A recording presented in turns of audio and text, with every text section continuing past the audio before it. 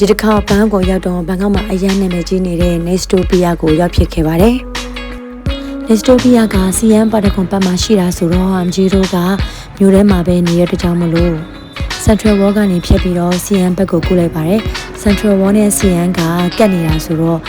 သွားရတာလဲတွေ့ပါတယ်။ Center ထဲကနေသွားတဲ့ကြောင့်မလို့လူလဲတိတ်ပြီးတော့မပင်ပန်းပါဘူး။ Central Wall ကနေမှ Scan Wall ကနေဖြတ်လို့ရှိရင် CN ပါတကွန် Center ကိုရောက်ပါပြီနော်။ Nestopia က CN ပါတကွန်ရဲ့9လွှာမှာတည်ရှိတာပါ။ CN ပါတကွန်ကသူတို့နိုင်ငံမှာဆိုလို့ရှိရင် branded တွေပဲရောင်းတဲ့ shopping center ကြီးပေါ့နော်။ Nestopia ကိုအလွယ်တကူရှာတွေ့နိုင်မှုဆိုလို့ရှိရင်သူတို့ရဲ့ map လေးတွေမှာကြည့်ပြီးတော့ရှာလို့ရပါတယ်။ Nestopia ဆိုတာကအနာဂတ်မြို့တော်ပုံစံကိုဖန်တီးထားပြီးတော့ဤပညာရေးအမှုပညာရေးပေါင်းစပ်ထားတဲ့ attraction တစ်ခုပေါ့နော်။ဒီ Nestopia ကိုလူငယ်တွေ family တွေနောက်ပြီးလို့ရှိရင် content creator တွေ blogger တွေအများကြီးလာကြပါတယ်။အခုရောက်သွားတဲ့အချိန်မှာလည်းတော်တော်လေးကိုလှပါတယ်။လက်ရာတွေလည်းတော်တော်လေးကိုဖန်တီးထားတာကိုတွေ့ရပါတယ်။ကျမရဲ့တာတော့မှာတော့ဒီနေရာလေးကိုလုံးဝကိုအကြိုက်ဖြစ်နေတာပေါ့နော်။ဘန်ကောက်ကိုသွားမယ်ဆိုတဲ့ plan ရှိနေကြတဲ့ကဘယ်နေရာကိုသွားရမလဲဆိုတဲ့ plan ထဲမှာဒီ Nestopia ကပထမဦးဆုံး plan အနေနဲ့ကိုထည့်ထားတာပါ။အဓိကတော့ဒါလူတွေရဲ့ဖန်တီးမှုပေါ့နော်ဖန်တီးမှုအမှုပညာလက်ရာမြောက်မှုနည်းပညာပိုင်းတွေကိုပြသထားတာလို့ပဲမြင်မိပါတယ်တော်တော်လေးတော့ဆွဲဆောင်မှုရှိပါတယ်အမြင်အာရုံတွေကိုလည်းပြောင်းလဲနိုင်တယ်လို့လည်းခံစားမိပါတယ်အဓိကစိတ်ရဲ့လမ်းဆန်းမှုကိုဖန်တီးပေးနိုင်တာပါအဓိကလူတွေသိချင်တာက Nestopia ထဲမှာဘာတွေရှိလဲ Lightning and Digital Art တွေနောက်ပြီးတော့ Interactive Technology Zone တွေနောက်ပြီးတော့ Photo Spot လှလှလေးတွေFamily Kids Zone တွေလည်းရှိတယ်။အပေါ်ဆုံးကတော့ Cafe and Restaurant တွေပေါ့နော်။ဒါအခုဆိုလို့ရှိရင်ဒါအပေါ်စီးကနေမြင်ရတဲ့Nestopia ရဲ့မြင်ကွင်းပါ။ကဲ MG တို့အခုဟိုဘက်ကိုဆက်ပြီးတော့ရှောက်သွားကြည့်မယ်နော်။ဒီဘက်ချမ်းတောက်လျှောက်မှာလည်း Cafe and Restaurant ဆိုင်တွေတောက်လျှောက်ရှိပါတယ်။အောက်ဘက်ချမ်းတွေမှာကျတော့ Kids Zone တွေလည်းရှိပါတယ်။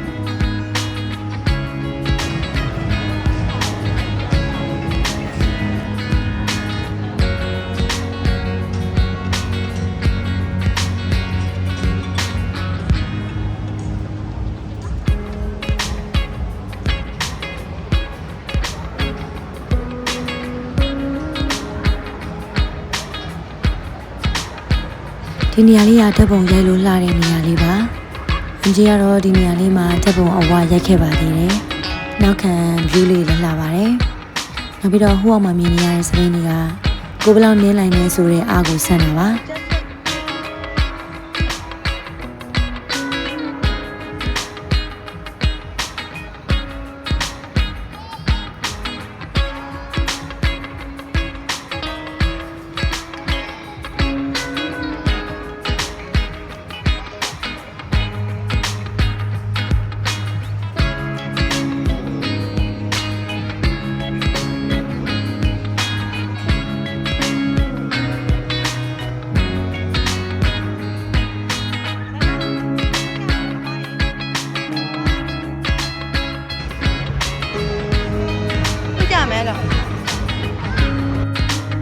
နောက်ပြီးတော့ Nestopia ကဝင်ချင်းရှိလာဆိုရင်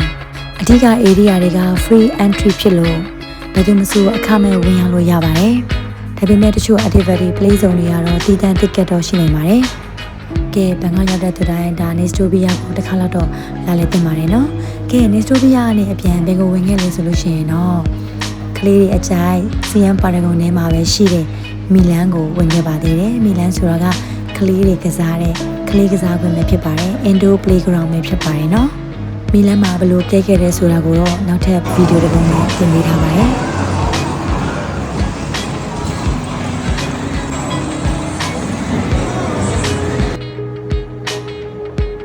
အားလုံးစော်ပြီးလက်ပတ်ပြီးသွားတဲ့ချိန်ကတော့ညနေဆောင်သွားပါပြီထုံးစံတိုင်းပဲ Skywalk ကနေပဲ Central Wall စီကိုလမ်းလျှောက်ပြီးတော့ပဲပြန်လာခဲ့ပါတယ်သူတို့စီမှာက Skywalk တွေရှိတဲ့အတွက်ကြောင့်မလို့ကားတွေကိုလည်းရှောင်တိန်စရာမလိုပဲနဲ့အေးလူလူလမ်းလျှောက်ပြီးတော့ပဲ shopping center တွေကိုဖြတ်ရင်ရနေပဲကိုတဲတဲ့ hotel စီကိုပြန်ရင်တနေ့တာအတွက်ကို